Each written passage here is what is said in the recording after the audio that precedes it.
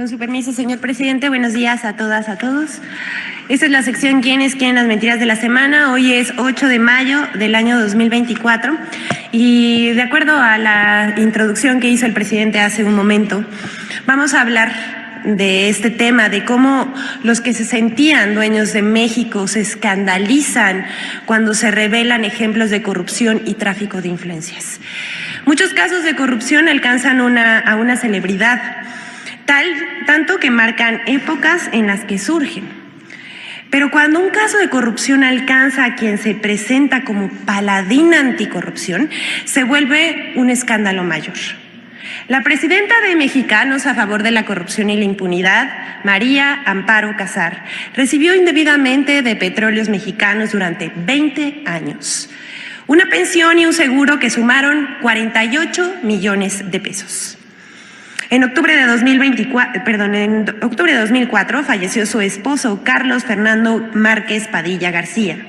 Se quitó la vida en las instalaciones de Pemex. Aunque el dictamen pericial concluyó que se privó de manera voluntaria de la vida, en Pemex actuaron en ese tiempo como si se tratara de un accidente y establecieron una pensión de 125,000 pesos mensuales para Amparo Casar. Debido a una denuncia, Pemex revisó el caso de Márquez Padilla y la pensión de Amparo Casar. En febrero de 2024 se le suspendieron los pagos por prestaciones y se realizaron las denuncias contra quienes participaron en las instancias correspondientes. Estos son los hechos. En respuesta, la presidenta de Mexicanos a favor de la corrupción asegura que no sabía que su marido se quitó la vida, ya que dice que siempre pensó que habría sido un accidente de trabajo. ¿No les parece extraño? Porque es difícil creer que cuando sus abogados pidieron cambiar el dictamen pericial para que se estableciera que el fallecimiento fue por un accidente de trabajo y no por suicidio. Es una ironía que quienes en los últimos años alegan tener el monopolio de la verdad y del combate a la corrupción, la realidad es otra, que estén implicados en actos de corrupción. Tras la revelación, salieron a opinar intelectuales de la derecha, políticos conservadores, periodistas y representantes de esa sociedad civil que no sabemos qué significa, pero que no representa al pueblo de México, hasta comediantes, imagínense. Se escandalizaron por la difusión de datos personales y atacaron al presidente de la República. Hay que decir, muchas de esas aseveraciones fueron mentiras, ofensas y ataques sin fundamento. Pero, ¿qué creen? Así, guardándose, por complicidad, no sabemos, no dijeron una sola palabra sobre la corrupción denunciada.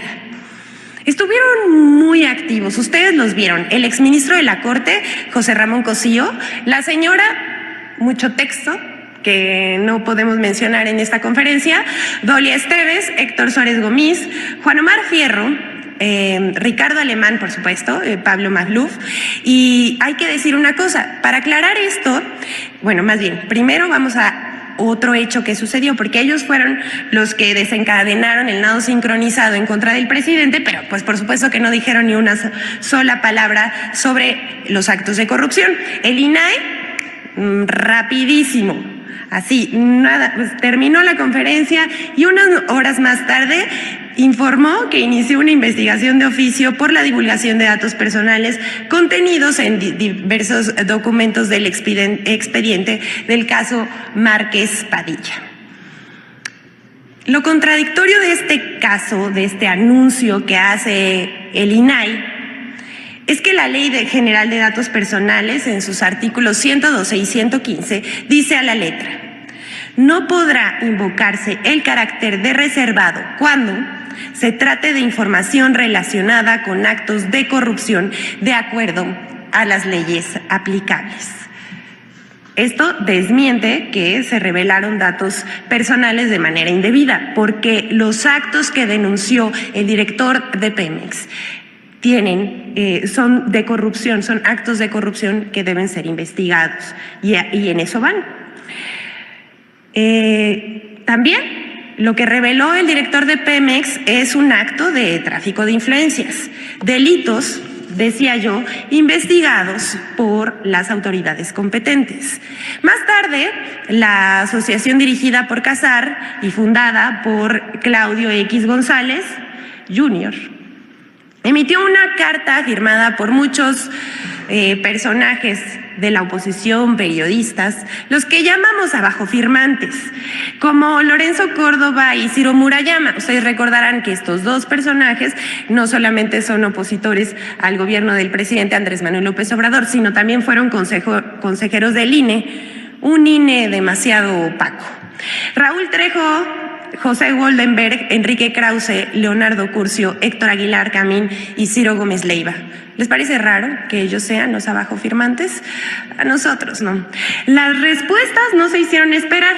Miren, después de esto siempre hay una luz al final del túnel y hay personajes en las redes sociales que forman su propio criterio y publican cosas como estas. Gracias a Jorge Barrientos, que escribió: ojalá que con la misma vehemencia que defienden la pensión de 120,000 pesos de Amparo Casar, defendieran la de los ancianos que cobran 6,000 pesos. Y es absolutamente cierto.